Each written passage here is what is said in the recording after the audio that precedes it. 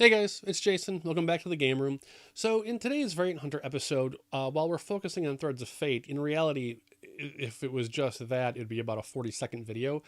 So we're going to talk about some other things after the fact, just to, you know, not waste everyone's time with a 40-second video. So first, I would like to thank the two YouTube viewers who I mentioned in the opening of the video for helping me out with this variant. I did not know this existed, obviously.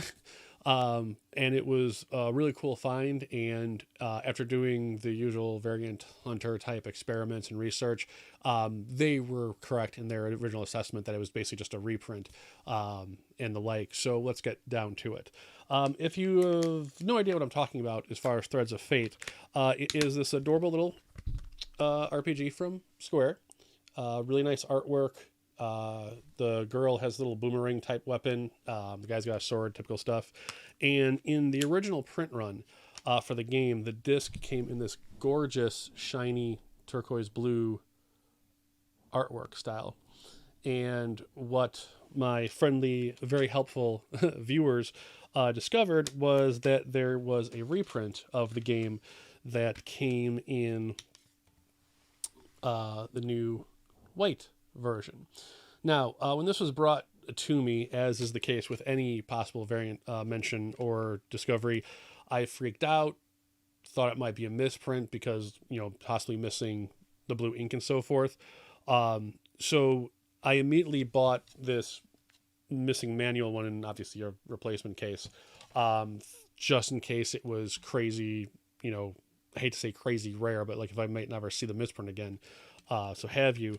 But then while researching this one that I ordered, literally 10 minutes later on eBay, I discovered a perfect copy white one.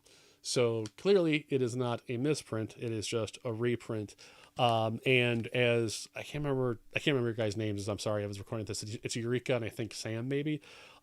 They theorized correctly that it was more than likely just a reprint, because this new white disc artwork matches all of Square's other games at the time: Final Fantasy, Final Fantasy VIII, Final Fantasy IX to a degree, Chocobos Racing. All those discs have that white and silver artwork. I even ran both discs through the redump.org process, and their hashtags all match. So this is no code variant, no instruction or insert variant as far as I can tell. Literally, it's just a reprinting with the new disc artwork. So thank you guys for bringing that up. It is now in my collection, and this other loose one will probably go back up on eBay or in a lot of PlayStation duplicates. So with that out of the way, I wanted to actually update you guys. I haven't gotten the page updated yet because the Living History Project is kicking my ass, but it was discovered that NFL Quarterback Club 97. Now, I actually should already have this on the site from the Living History Project. If not, because of the previous reboot, I'll get it back up soon. But the reason I had to rebuy this is because I had no idea that NFL Quarterback 97 actually came with this handy dandy little insert.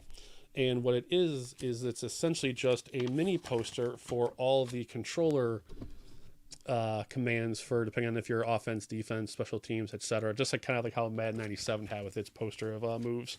So if you have a copy of Quarterback Club 97 that doesn't have this, you're going to need that for a complete copy. From what I can tell, though, I've seen a couple sealed copies going for like normal prices, so it's all good if you need that. Other than that, not much has been going on. I've been finding a whole lot more variants and researching a variant subset that I'm not willing to talk about right now, just because I need to figure out the time frame for the variants, because there is an obvious, clear end to them. I just can't figure out when they began.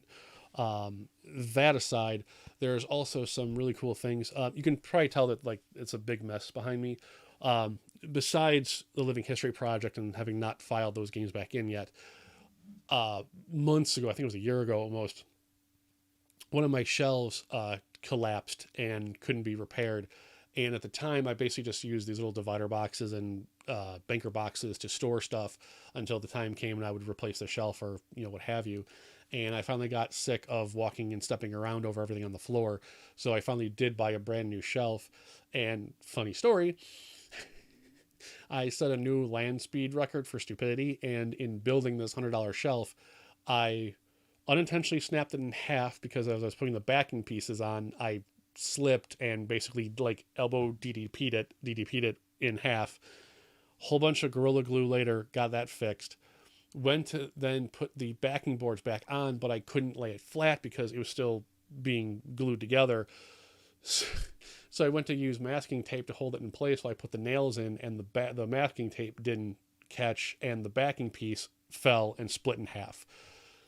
So that had to be repaired and then finally nailed on. And then the nails were so small that it came with, I ended up having to use my own set of nails that were longer so I could get a grip on them. And after I finally finished everything and carefully got it into the game room to start putting things on there, in the center of the shelf, one of the nails went through the through the thing. So I had to hammer that down. So this poor brand new shelf already had 3 repairs to it before I even put a single game on it. It was a disaster. I am available for home repairs if you need me. But that said, the reason the mess is behind me is because, I just kicked the microphone stand. That won't be able to edit that out. The reason it's a mess is because on that particular shelf is going to be all the greatest hits, all the demo discs, all the music soundtracks, and then all the like 3-pack collector packs, and probably the bigger box sets like the Raymond Watch and the Grinch book thing. That way, that will allow me to start moving the long boxes all the way down here and start moving those down, so I can then start re-alphabetizing everything here and then start filing in all the new variants that are coming in, because it's a long rabbit hole to the point where I might have to rebuy like half the library, and that terrifies me. Like I said, we'll have more on that later. It's nothing crazy or rare. It's just freaking annoying from a variant collector thing. And before I go, in the cleaning of the whole, like I tore this room apart. Like you should have seen what it looked like 3 or 4 days ago. In slowly going through boxes, condensing stuff, cleaning up stuff, donating, cords and stuff that I don't need or selling off into the eBay pile. I found a cool little piece of history from way back in my Game Shark days, and that is this CDR. And I don't know if you can read that or not on the camera, but what this is, and to give you an idea of how dumb this is, it's like a text file size. Like the ring is that big. That's how much data is on the disk.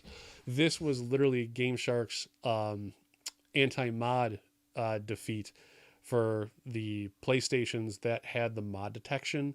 I can't remember like there are certain games, Blast Radius is one of them. I don't think Dino Crisis is. There are a couple of them where if you threw in the actual retail disc, even if it was the real disc, when you put in the PlayStation, it could detect the mod chip, and then you wouldn't be allowed to play the real game because your system was modded. This was Interact and Game Shark's initial attempt to circumvent that problem with the CDX version Game Shark. I had no idea I still had it after all these years. I'm going to see if it still works. Because if it does, this would allow you to play imports on a non-modded system as well. So that's kind of cool. Other than that, just a huge thank you again to you guys for the Threads of Fate find. Like I said, I'm hoping it won't be anytime soon because it's a very deep rabbit hole, but I'm hoping I can bring you guys the articles on those new variants. And aside from that, it's just getting fun again. The Living History Project is still whomping my ass. On March, I want to say 14th, 15th, and 16th, there's like 12 games coming out. And of course, a couple of them have variants I got to get scanned in and so forth. But I have been getting into all the pages that were gone from the original early reboot of the site. There's another 10 to 11 that I threw back up, so that's good. I think I'm down to like the last 110 pages I need to re-add. And those are good because those, when I can get to them, go fast because all I'm really doing is just retyping in the information. All the artwork scanning and stuff is fine. And I hit the microphone again, so I apologize. Otherwise, I am no longer suffering a sinus infection. That's mostly all behind me. You can tell my voice is still a little rough. But work is going good. Game-Rave site's going good. The game room is finally getting under control. In fact, if once I can get the room 100% perfect, I'll probably do another video game room video because there actually is a message with what I'm doing that's essentially thinning the herd. For all these YouTubers and content creators that are like, oh, we hit the 5,000 game marker, like, you know, we have like 1,000 systems. It's like, I'm going in the opposite direction. Like, I'm showing that you can actually go too far. And once you realize that, pruning back can actually be one of the greatest things you ever do. But like I said, I still have cleaning and stuff to do. So that said, guys, have a fantastic Sunday. That's when I'm uploading the video. I will see you guys on the next episode. I have no idea what's going on. Maybe we'll do a top 5 or something. As always, play games, be safe, take care of yourself, and I will see you next episode. Thank you so much. Take care, you guys.